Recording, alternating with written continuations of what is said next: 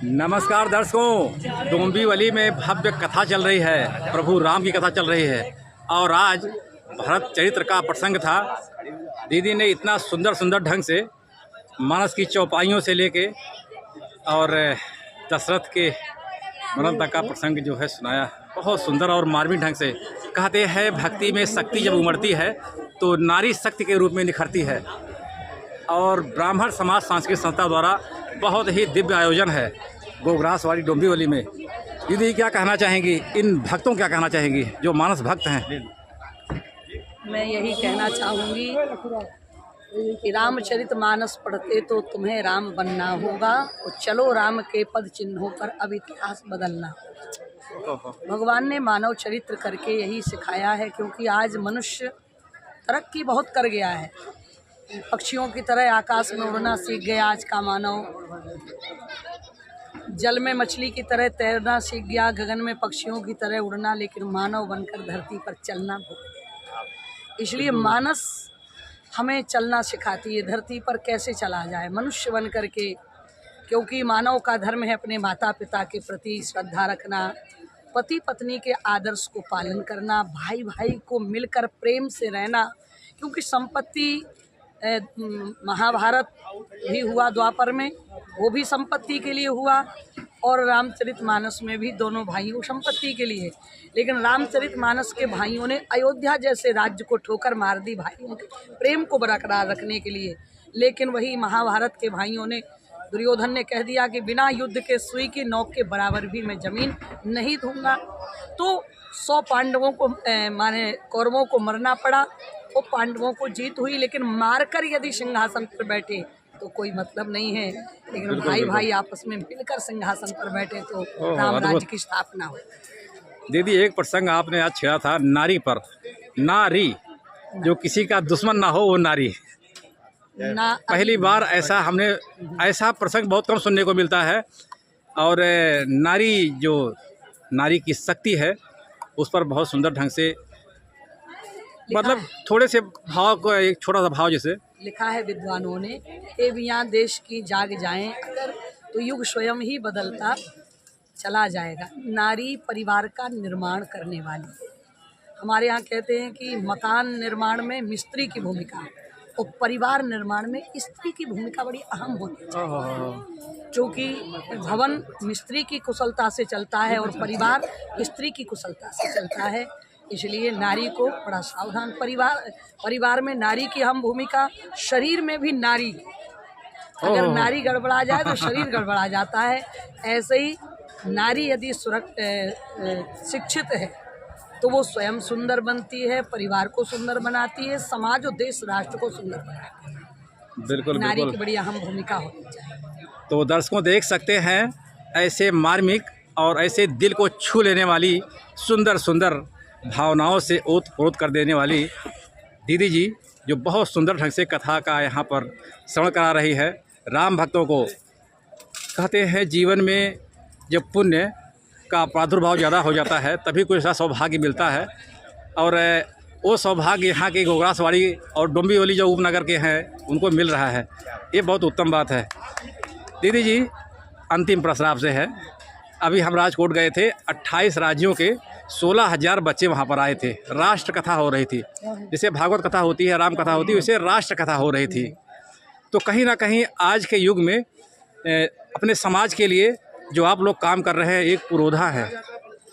और आप लोग चाहे तो संस्कार, और जो छोटे छोटे बच्चे आते हैं उनके लिए एक उत्तम संस्कार डाल सकते हैं। तो सबसे श्रेष्ठ भूमिका आज के डेट में आप ही लोगों की है चरित्र निर्माण की। क्योंकि जैसा सब माहौल चल रहा है, समाज जैसी विकृतियाँ उत्पन्न हो रही हैं, उसमें सबसे अहम भूमिका आप ही लोग निभा सकती हैं। 2 शब्द आप अपने लिए ही बोल सकते हैं। आज स्वामी विवेकानंद जयंती भी है। बिल्कुल बिल्कुल।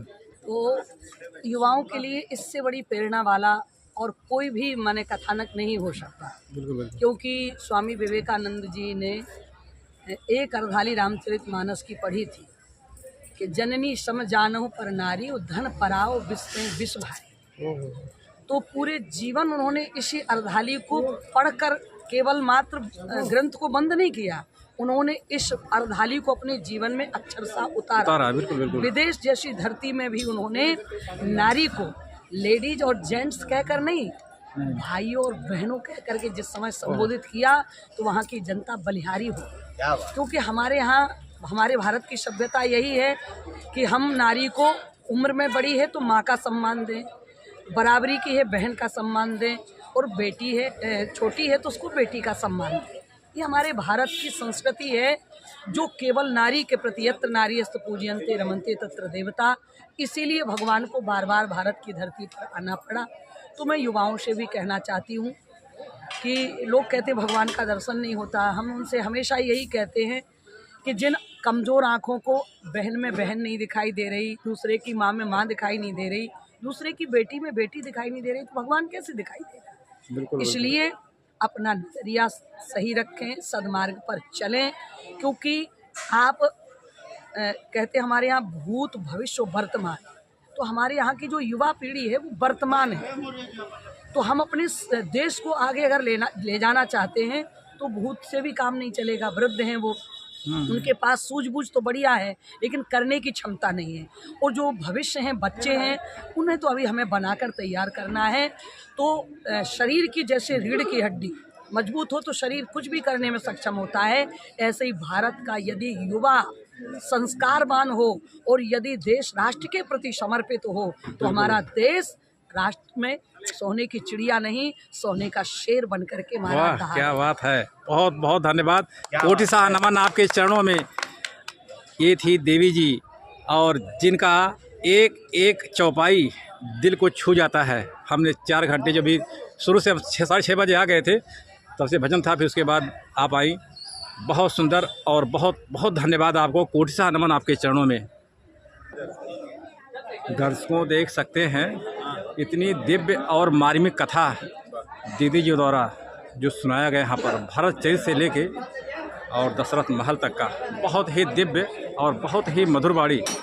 और इस कथा का जो आयोजन, जिनके सिर पे पूरा दारो मदार रहता है, ये देख सकते हैं, ये सब समिति के पुरोधा हैं, जिन्होंने ब्राह्मण समाज संस्कृत संस्था का बहुत ही सुंदर ढंग से कथा, और कथा तो होती है लेकिन कथा का जो मार्मिक होता है, जो मतलब मिठास होती है दीदी जी का, वो अद्भुत और अप्रतिम रहता है। तो पहले जानेंगे आपका शुभ नाम। आप बताइए ना, आप दीनानाथ दुबे। दुबे जी, अक्सर हम और आप जब भागवत कथा या राम कथा जो भी कहीं आयोजन होता है तो कुछ न कुछ ऐसी भावनाएं उत्पन्न हो जाती हैं लोगों के अंदर कि एक रास्ता आ जाती है भक्तों के अंदर, चाहे राम भक्त हों, चाहे शिव भक्त हों, चाहे देवी भक्त जो भी होते हैं। क्या कहना चाहेंगे उन राम भक्तों के लिए, क्योंकि राम कथा हो रही है? प्रभु को अयोध्या में स्थापित किए 1 वर्ष बीत रहा है। इसी उपलक्ष्य में हम लोग राम कथा करने, तो पिछले 26 साल से यहाँ भागवत हो रही है। पहली बार यहाँ राम कथा हम लोग आयोजन, हमारी जो ब्राह्मण समाज सांस्कृतिक संस्था है उन्होंने निर्णय लिया कि हम इस बार राम कथा गाएंगे, और प्रभु राम का चरित्र लोगों तक पहुँचे। बिल्कुल। और इसीलिए जो युवा हैं आजकल जो भटक रहे हैं, जो हमारी बहनें हैं, वो प्रभु राम के चरित्र को समझे। केवल दर्शन करने से राम का चरित्र नहीं उन्हें पता चलेगा। जब सुनेंगे, हमारी दीदी जी चरित्र की गंगा बहा रही हैं, प्रभु राम के वर्णन कर रही हैं, कि वो लोगों तक पहुँचे और वो संस्कार वो अपने अंदर समाहित करे और अपने माँ बाप को उसी चरित्र के साथ उनकी सेवा करे। इसी उद्देश्य से हमने इस राम कथा का आयोजन किया है। तो दर्शकों देख सकते हैं, ब्राह्मण समाज सांस्कृतिक संस्था का सबसे मुख्य उद्देश्य है कि हमारे जो युवा वर्ग हैं, जो बेटियां हैं, जो बेटे हैं, उनको वो संस्कार ग्रहण करना है। भगवान राम और राम के चरित्र की जो लीलाएं हैं मानस पाठ की, उसका अनुसरण करना है। दुबे जी, अक्सर बहुत से ऐसे भक्तजन पूछते रहते हैं ऐसा कि कथा सुनते तो हैं, आते हैं, बहुत भीड़ भी होती है, उसका अनुसरण क्यों नहीं करते लोग? कहीं ना कहीं ये हमारे संस्कार की कमी है, या माता पिता की कमी है, हमारी विद्यालय या शिक्षा की कमी है? संस्कार की कमी है ना, संस्कार। तो क्या कहना चाहेंगे उस युवा को? देखिए, युवा के लिए ही ये कथा आयोजित की जाती है आज जो भरत चरित्र का बिल्कुल वर्णन बिल्कुल हुआ, बहुत सुंदर। ये किसी परिवार के लिए, हर परिवार के लिए ये अनुसरणीय है, क्योंकि भरत जी जिस तरीके से अपने चरित्र का कार्य किया है, जिस तरीके से उन्होंने कार्य बिल्कुल, किया बिल्कुल। अपने पूरे जीवन में, वह सबके अंदर अनुसरण का विषय है। और मैं चाहूँगा पूरे युवा पीढ़ी से कि वो भरत चरित्र को सुन करके उसका अनुसरण करें और भगवान राम, भगवान लक्ष्मण, भरत, शत्रुघ्न जैसे ये चारों भाई प्रेम में ओतप्रोत रहते थे, उसी प्रकार से हर परिवार का हर सदस्य ओतप्रोत रहे, हर भाई एक दूसरे की मदद करे। इसीलिए ये सब कथा का आयोजन किया जाता है और चरित्र का वर्णन करवाया जाता है। बिल्कुल बिल्कुल बिल्कुल बहुत सुंदर। कहते हैं जीवन में जब पुण्य की मात्रा बढ़ जाती है तभी कुछ ऐसा सौभाग्य मिलता है कि नहीं? बिल्कुल सही बात है जी। हाँ? और ये मौका हम लोगों को मतलब मिला हुआ है। बिल्कुल बिल्कुल। जब से श्री राम प्रभु अपने अयोध्या में जब विराजमान हुए, हाँ। तब से लेकर के पूरे मतलब हिंदुस्तान में एक माहौल अच्छा बन गया है। बिल्कुल बिल्कुल। और इसीलिए मतलब ब्राह्मण समाज सांस्कृतिक संस्था ने ये निर्णय लिया था हाँ। कि भाई जब राम कथा होगी तो इसका माहौल साथ साथ में और बनता जाएगा। बात जब माहौल की आती है तो हमें सनातन धर्म की याद आती है। अभी हम गुजरात गए थे, वहाँ राष्ट्रकथा चल रही थी। वहाँ पर एक सीनियर जनरल थे, जीडी बख्शी, आप जानते होंगे बख्शी साहब को। उन्होंने बहुत जोर से दहाड़ा है कि सनातन था, सनातन है, सनातन रहेगा। तो क्या कहना चाहेंगे उस सनातन धर्म को? जैसा कि मैंने सुना आज तक कि भाई सनातन धर्म ही एक प्रमुख धर्म है, बाकी जितने भी है सब पंथ है। बिल्कुल बिल्कुल बिल्कुल। सनातन धर्म से ही सारे मतलब ये जो पंथ निकले हैं, तो हमेशा सनातन, जैसा कि उन्होंने बोला कि सनातन था, है और रहेगा। बिल्कुल बिल्कुल। तो ये निश्चित है, इसमें कोई मतलब कुछ बदलाव नहीं। बिल्कुल बिल्कुल बिल्कुल। तो दर्शकों देख सकते हैं, ऐसी श्रद्धा है, श्रद्धा और विश्वास की अटूट कड़ी कहे जाने वाले इस ब्राह्मण समाज सांस्कृतिक संस्था का बहुत विशेष योगदान है।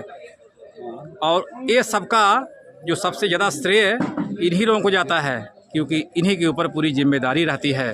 भक्ति में शक्ति उमड़ती है, श्रद्धा और विश्वास के रूप में अटूट निखरता आती है। और उससे ऊंची बात भगवान राम की जो प्राण प्रतिष्ठा हुई, उसके उपलक्ष्य में बहुत ही सुंदर ढंग से राम कथा का यहाँ पर श्रवण कर रहे हैं राम भक्त प्रेमी।